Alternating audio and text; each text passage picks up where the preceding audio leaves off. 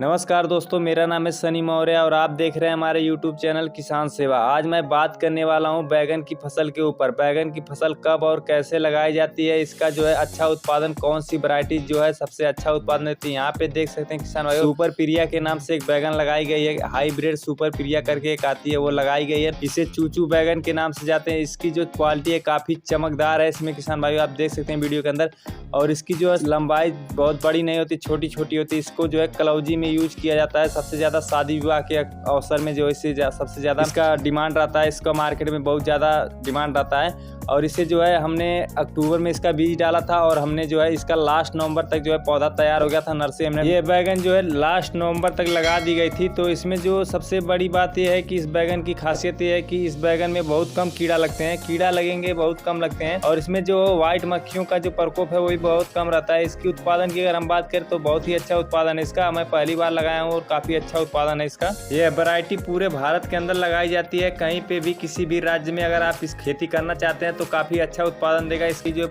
इसकी जो वैरायटी है पूरे भारत में इसकी जो उत्पादन है वो ली जा सकती है। इसकी खेती जो है फुल सीजन में की जाती है। पूरे सीजन में आप एक साल में पूरे सीजन में कर सकते हैं, और कभी भी ठंडी गर्मी बरसात हर सीजन में इसकी जो है खेती की जा सकती है।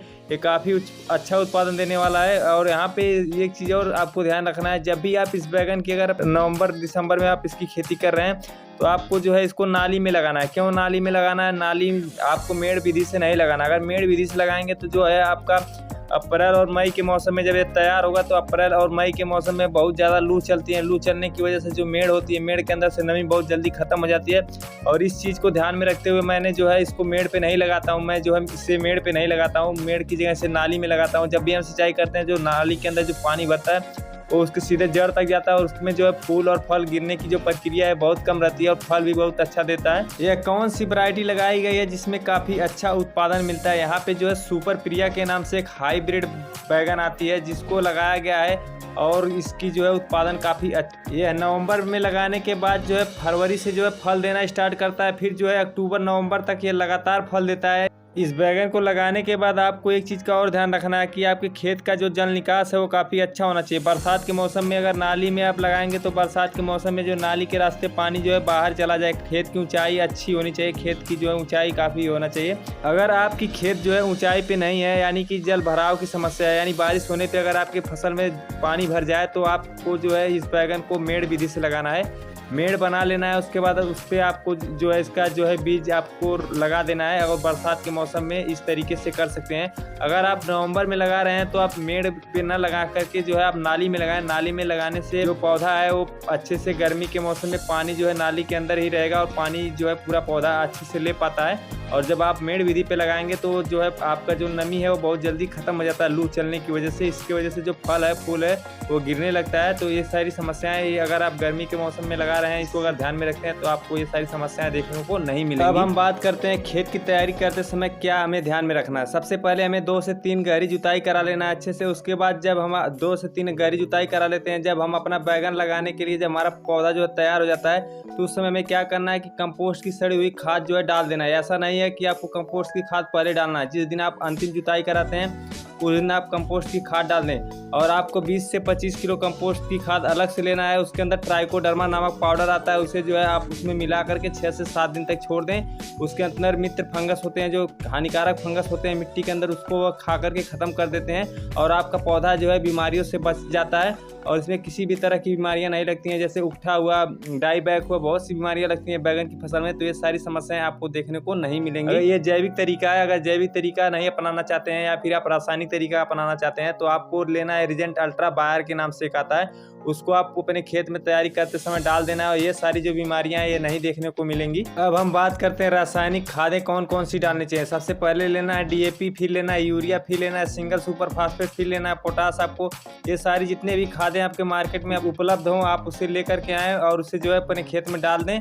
उसके बाद जो है फिर आप इसकी जो है रोपाई कर खेत की जब तैयारी करते हैं तो कंपोस्ट की खाद जो है पहले नहीं डालना होता, जब लास्ट जुताई कराते हैं जब उसी समय आपको कंपोस्ट की खाद डाल देना है। ऐसा नहीं है कि आप 2 से 3 दिन पहले ही इस कंपोस्ट को, खाद को जो है पूरे खेत में डाल दिया। और खेत में डालने के बाद क्या होता है कि जो सूक्ष्म पोषक तत्व है वो मर जाते हैं। क्यों मरते हैं? इतना ज्यादा गर्मी होता है, आप खुली धूप में छोड़ करके चले आते हो। आपको ऐसा बिल्कुल भी नहीं करना, आपको तुरंत डालना और तुरंत जुताई करा देना है। आप बैगन की फसल में दोहरा लाभ कैसे ले सकते हैं, इस विषय पे मैंने स्पेशल वीडियो बनाया हुआ है। अगर आपने नहीं देखा है तो जा करके हमारे यूट्यूब चैनल पे आप देख सकते हैं वीडियो में। और बैगन की खेती कब और कैसे की जाती है इस विषय पे मैंने जानकारी दी हुई है अच्छे से। और आप जो है, आप जब फसल लगा देते हो तो आपको 1 से 2 महीने इंतजार नहीं करना पड़ेगा, उसमें भी आप अच्छा फसल ले सकते हैं। उस पर मैंने एक स्पेशल वीडियो बनाया हुआ है। बैगन में अधिक फल और फूल कैसे लें, इस पे भी मैंने स्पेशल वीडियो बनाया हुआ है। उस पर जा करके आप देख सकते हैं उस वीडियो को भी। बैगन की नर्सरी डालते समय आपको क्या ध्यान रखना है कि जब आप बैगन की नर्सरी डालने जाते हो तो उस समय आपको बीज उपचार कर लेना है। किसी भी फंगिसाइड से जो है अपने बीज को उपचार कर लें।